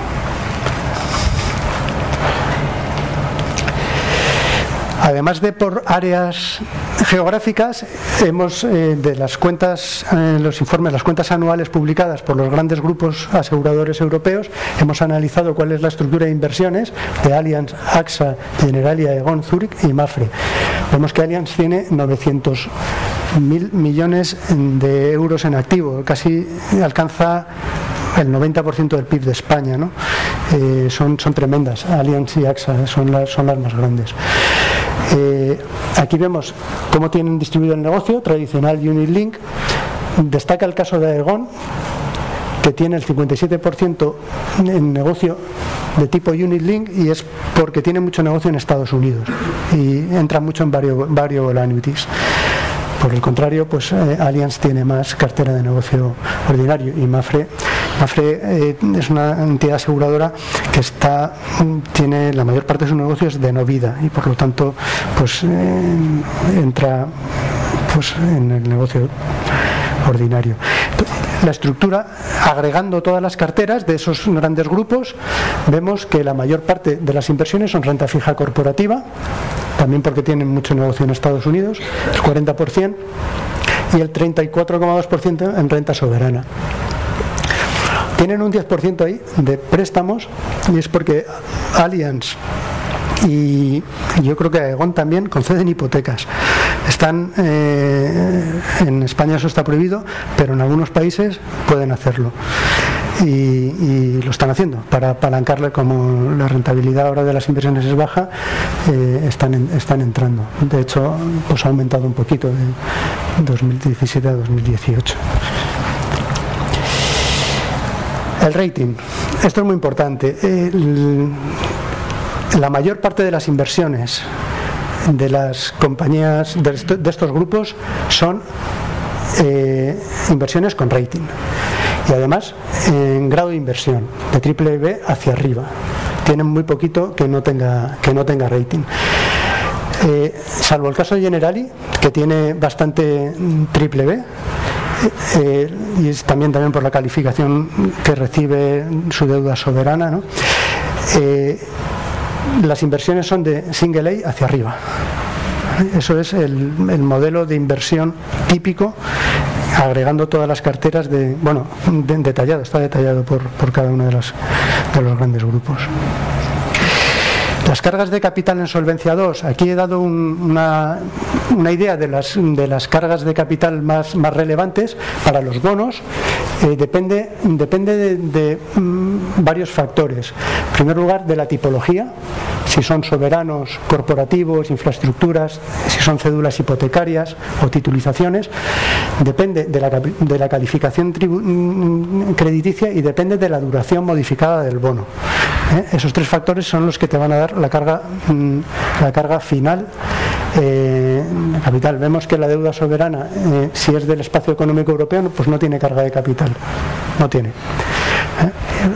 Puede tener si hay un mismatch de duraciones, entonces sí, si el bono soberano, las duraciones no están encajadas con lo que es el pasivo que respalda, pues ahí te va a salir una carga de capital, pero por el riesgo de spread que se dice, no tienen. Y bueno, pues si tienes un bono con una duración de 3 años, pues te da un 3,3% de carga bruta de capital.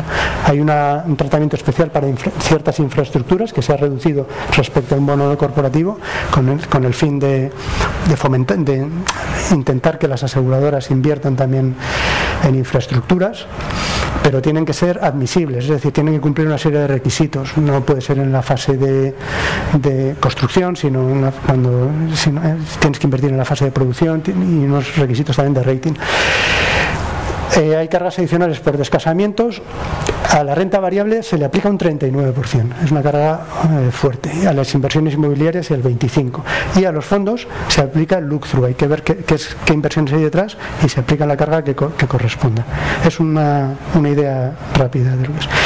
Y bueno, ya para terminar, el otro tipo de análisis que hacemos son análisis de tipo coyuntural. Preparamos un informe amplio a principios de año, y luego 3 actualizaciones trimestrales. Aquí hay información, es información básicamente económica y cómo entendemos que va a impactar esto en los mercados aseguradores. Incluimos un cuadro macro, por ejemplo el de Argentina está y se puede descargar, incluso se puede descargar en Excel, y incluimos pues previsiones de crecimiento de PIB. Por ejemplo, en 2019 creemos que va a caer un 1,4% el PIB, pero en 2020 vemos que puede haber una recuperación por las medidas que se están adoptando. Que se puede ver que es relevante para Argentina, pues por ejemplo la curva de tipos de Estados Unidos. Vemos cómo ha variado en 2018 la última curva, que se ve que están cayendo los tipos, y la del trimestre anterior, ¿vale? Para ver un poco cómo están yendo los tipos, que eso influye mucho a la hora de, porque, bueno, como se explica aquí, en la parte del panorama sectorial, cómo impacta esto en los seguros, lo que explicamos, esta es una copia de lo que sacamos en el último trimestre, ¿no?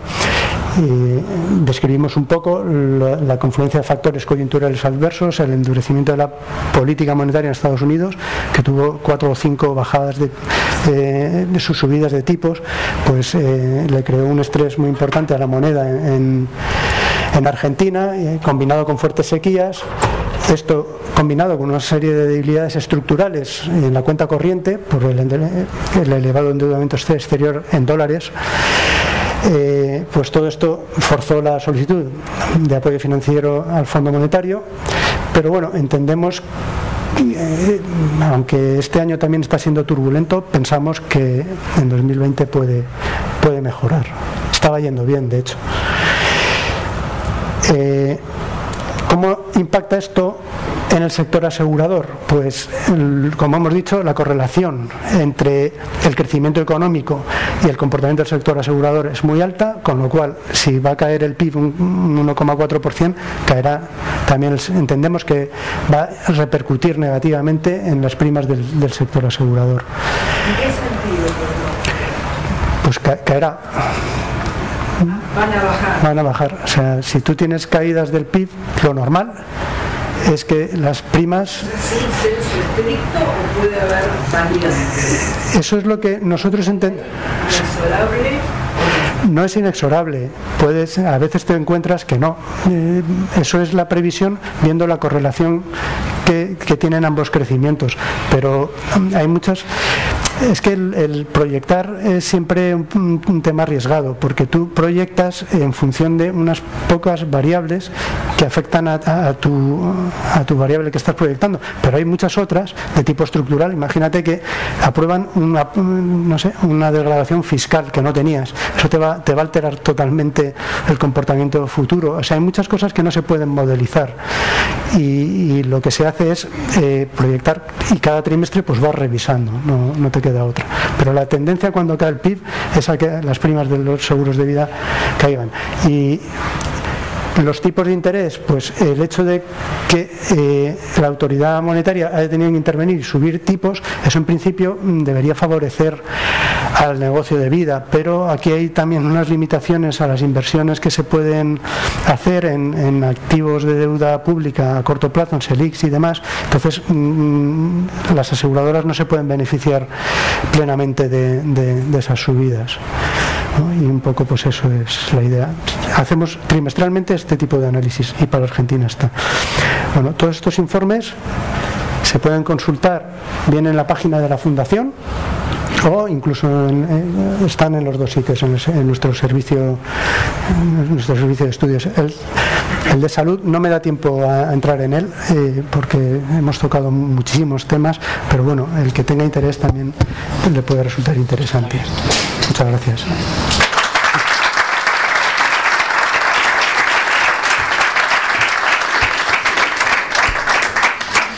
Muchas gracias, Ricardo.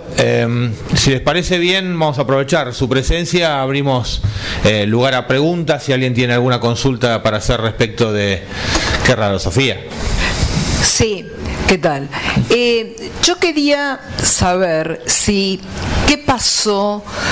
Porque vos dijiste que había una correlación con la economía en el tema seguros. Ahora, ¿qué pasa o qué pasó? Porque no me queda claro todavía, es cómo reaccionó el mercado asegurador en la crisis de octubre del 2008. Si todavía hay consecuencias o no, cosa que estuve averiguando y no está tan claro. Y la segunda pregunta es respecto al Brexit, en el sentido reaseguros, que tampoco nadie me contesta mucho. Es decir, si hay consecuencias o no por el tema de que las compañías se han mudado de Londres o de Gran Bretaña. ¿Esto tiene que ver o no? O por ahí es una idea que tengo, porque según algunas publicaciones como el Insurance Times, aparentemente el Brexit ha tenido consecuencias en el mercado reasegurador. Pero bueno, confírmamelo en castellano, por ahí. Son dos preguntas, ¿no? Respecto a la crisis de 2008, ya está superada, ¿no? Y desde luego en la Unión Europea lo está. Lo que pasa es que ha quedado un poco la situación en una situación de bajo crecimiento, baja inflación, todo muy ralentizado, y esto también está influyendo en los seguros, y sobre todo ha quedado un entorno de bajos tipos de interés que incluso son negativos, con lo cual al negocio de vida le está impactando mucho. Y de hecho, cuando veíamos la agregación, las primas del seguro de vida está cayendo y está haciendo caer las primas totales. Y respecto al Brexit, yo creo que esto es la pregunta del millón. Nadie lo sabe. Nadie lo sabe. O sea, no sabemos cómo va a evolucionar.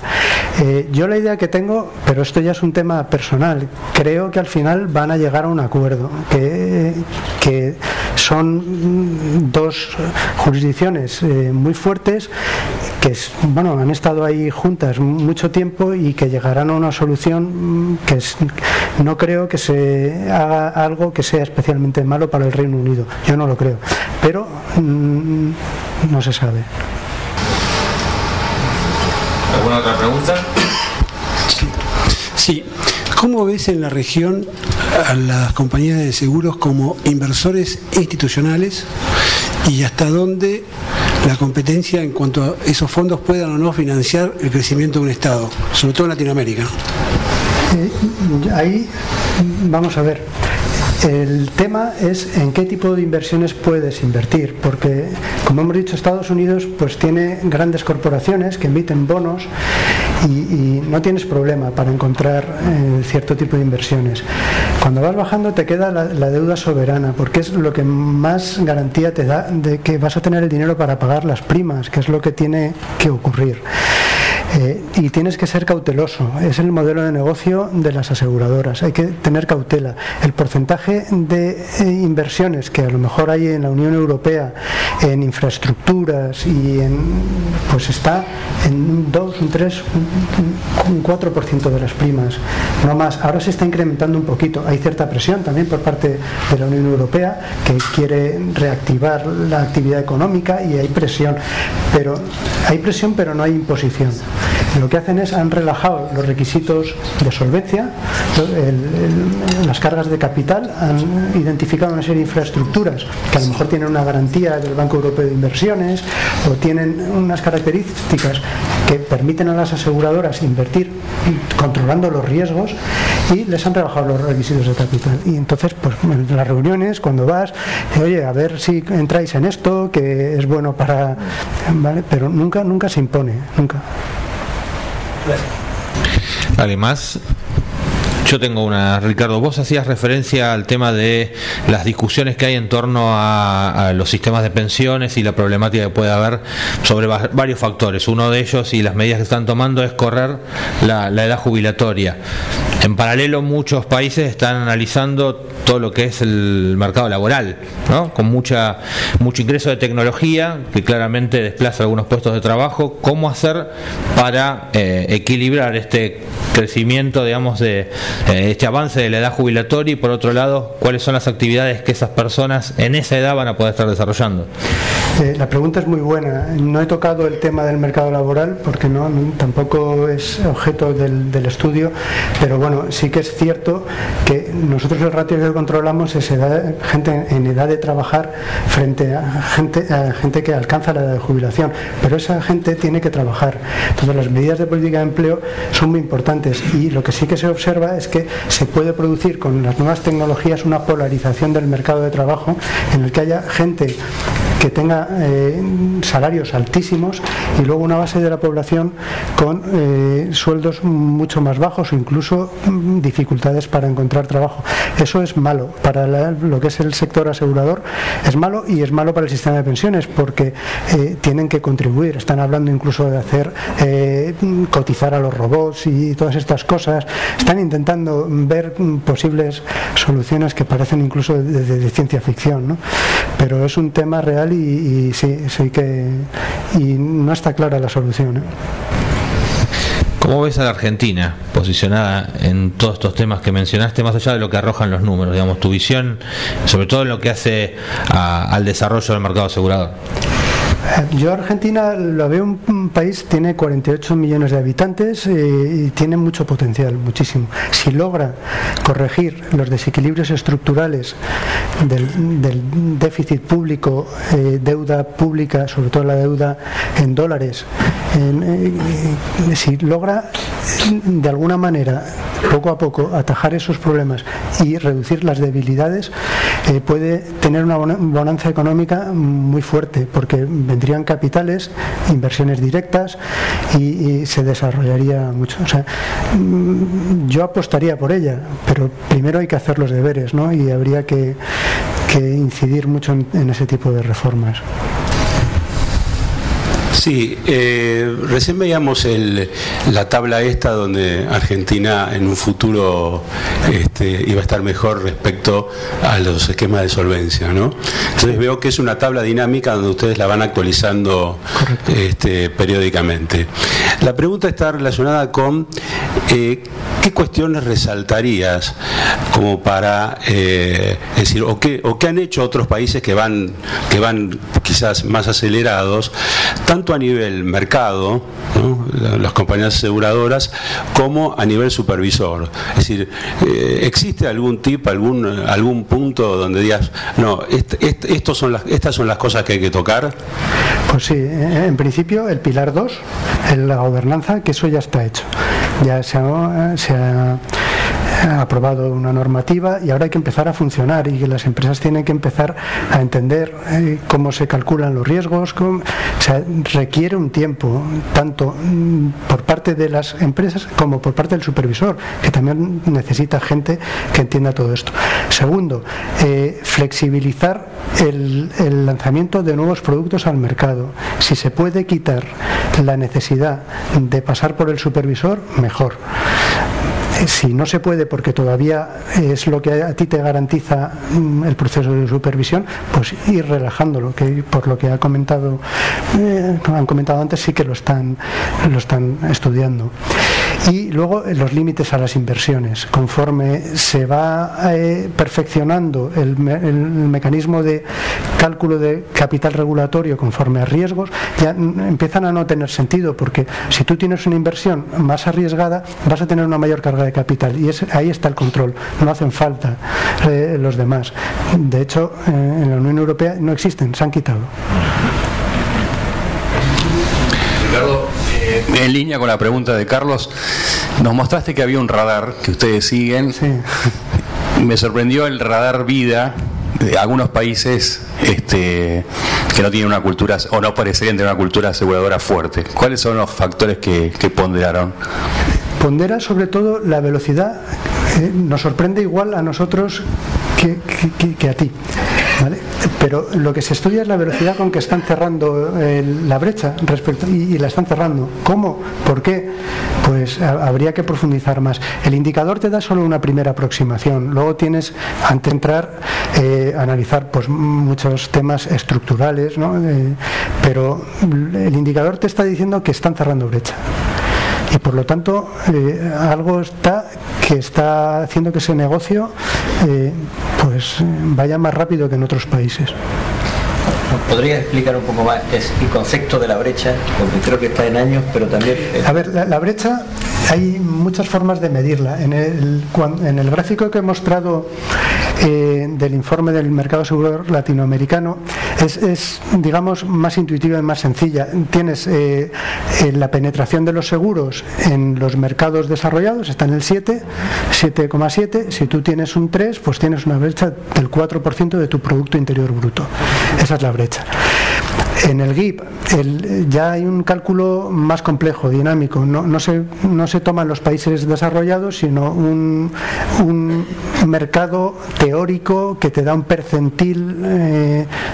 O sea, es un cálculo más complejo. Que bueno, tenemos ahí gente que sabe hacer estos números y no lo puedo presentar porque en principio ni siquiera es intuitivo. Es mejor presentarlo, pues lo que es la media de unos países desarrollados, que te da un poco mejor la idea. Y luego se expresa también como múltiplo de tu mercado de seguros, para dar también una referencia en tu moneda de cuánto representa la brecha. Y esto está en el mercado, en el informe del mercado latinoamericano, está calculado por cada uno de los 19 países. Y la media 1,6. exactamente. Si tienes 200.000 lo que sea, millones de pesos o lo que sea, pues tu mercado, tu brecha, si es 1,6, pues hay que, pues son 3 y pico, y tu mercado potencial pues son los 2 más los 3 y pico. Está todo calculado en unidades monetarias y también en proporción a tu mercado actual. Ricardo, los países que han achicado esa brecha, ¿cuáles son las medidas, si hay alguna medida que sea transversal a varios, se han tomado, y cuál ha sido el rol tanto del Estado como del sector privado, ¿no?, de las compañías de seguros? Pues son todos los factores, han tocado algunos de los factores que hemos visto. Por el lado de la oferta, pues están introduciendo mejoras regulatorias que, pues, más procompetitivas. A ver, están mejorando a lo mejor la eficiencia en gastos con fusiones o lo que sea, que haga que sea el mercado más competitivo. Tienen un buen equilibrio entre canales de distribución, son activos en esto, y han introducido medidas que favorecen la innovación de productos, relajando los requisitos para que las compañías lleven productos al mercado. Por otro lado, por el lado de la demanda, pues su crecimiento económico es bueno y está favoreciendo al sector asegurador. Tienen a lo mejor un tipo de cambio bastante estable, no tienen oscilaciones fuertes, eso favorece mucho a la industria aseguradora. ¿Y la educación financiera ha sido determinante? Bueno, ¿o no tanto? Es un factor, sobre todo el grado de bancarización es muy importante, porque si la gente pues tiene una cuenta bancaria, ya es más fácil el cobro de primas y demás. Eso sí que influye si das pasos por ahí. Y pues sí, son palos que hay que tocar, ¿vale? Ya es más difícil ver si hay un impacto directo o no, pero bueno, se trabaja en ello también. Claro. ¿Cómo ven los niveles de solvencia del mercado argentino? Yo no los he estudiado en profundidad. Sé que el sistema de cálculo sigue el sistema de solvencia 1 y es un porcentaje sobre las primas para el negocio de no vida y un porcentaje sobre las provisiones matemáticas. Eso es muy burdo. Quiero decir que conforme se vaya avanzando en el pilar 2 se irá viendo si realmente cuadra. Porque, por ejemplo, por poner un ejemplo, si yo calculo el capital regulatorio como el 4% de la provisión matemática, pero tengo la provisión matemática infradotada, estoy requiriendo más capital a quien mejor está dotando la provisión. Eso es contraintuitivo. ¿Vale? Entonces todo eso en un sistema de regulación basado en riesgos se va puliendo. Entonces es difícil. En principio también se hizo un estudio de quiebras cuando se dijo es el 4% de la provisión matemática más el 3 por mil de los capitales en riesgo. ¿De dónde ha salido eso? Pues se hizo un estudio previo en Solvencia 1 de quiebras y vieron que las que quebraban tenían capitales por debajo de eso, no es una cifra casual, con lo cual eso pues está ahí. Ricardo, una consulta o un comentario. Mencionaste algo muy importante que es la regulación prudencial. Me gustó mucho esa frase, regulación prudencial, ¿no? Y yo creo que en general en Latinoamérica, en la mayoría de los mercados se están enfocando, están encaminados hacia una supervisión basada en riesgo, que quizá es lo más prudencial de llevar. Sin embargo, se deja de lado, y la pregunta concreta es ¿qué tanto impacto tiene en evitar que cerremos el gap la regulación no prudencial, por llamarla así, que nos están imponiendo desde la OCDE con las medidas antilavado de dinero, donde se vuelve una carga administrativa gigantesca para las compañías de seguros, donde para vender una póliza a veces de $5 de banca seguros y tienes que hacer un perfil de riesgo y una matriz de riesgo para un cliente. ¿Cómo ves tú ese punto en cuanto a las posibilidades de cerrar el gap? Pues yo lo que creo es que ahí deberían los lobbies estar bastante unidos y ir todos a una fuente ovejuna, como decimos en España, ¿no? Porque el que hace la norma de antilavado, cuanto más completa sea, mejor, y tampoco quiere oír excepciones ni nada de eso. Hay que hacer... Pues nos comparan básicamente con la banca, ¿no? Que el volumen transaccional... Claro, exacto. Yo creo que es una pelea que se puede ganar, pero claro, hay que pelearla. ¿Alguna otra pregunta?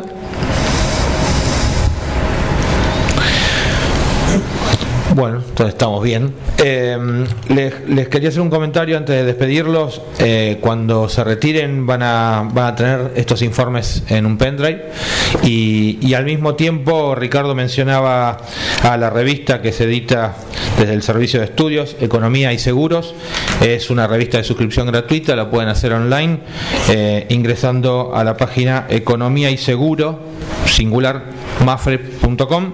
Allí se pueden suscribir con un mail, simplemente después empiezan a recibir todas las novedades. Así que muchísimas gracias a los tres integrantes de la mesa por todo lo que han compartido con nosotros y muchas gracias a todos ustedes por estar hoy aquí. Gracias y gracias por invitarme a participar.